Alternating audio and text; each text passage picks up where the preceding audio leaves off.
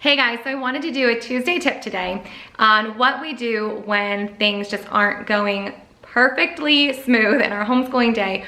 One of the tricks I keep up my sleeve is the picture book picnic. Now this is an idea I came up with sometime last year.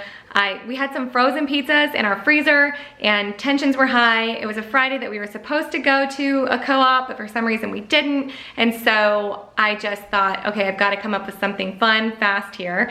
And so I popped those pizzas in the oven and I put a blanket out on our living room floor, which is something I used to do when my kids were really little. We would have indoor picnics sometimes. And we had a pizza picture book picnic, which is just what it sounds like. We had pizza on the floor, we read picture books. I find that it's difficult to read picture books to all of my kids with their ages, 2 to 10.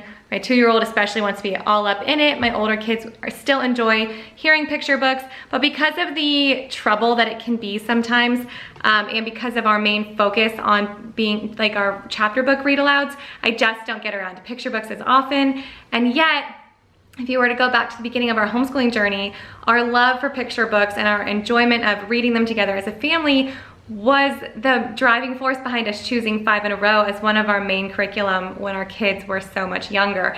And so I do tend to follow my older kids as far as what subjects and what activities I put as the main focus. So because my older two are upper elementary, we don't read as many little picture books, but it's still one of the most important parts of my relationship with them. It's just having this family culture around reading and a comfort and that wall being broken down. And the number one way to do that for me is usually through reading.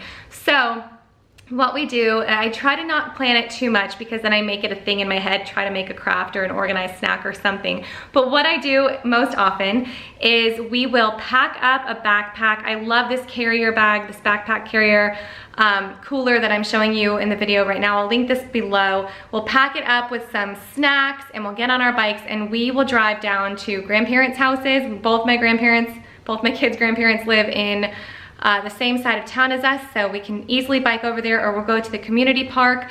Or most often what we'll do is we will just put a plate of snacks out, a blanket out in the backyard, grab a few books, and we will sit under our mango tree, which, side note, if I ever were to write a book, which I wish I knew what to write a book on because I would love to write a book, I would probably call it Under the Mango Tree because that is where all my favorite memories are in our homeschool, coincidentally, with my kids. Or under that mango tree, enjoying poetry tea time or nature study or art or something, sitting under that mango tree. So it's only fitting that on stressful days, I will put out a snack tray, bring some picture books, and we'll sit under the shade of that mango tree.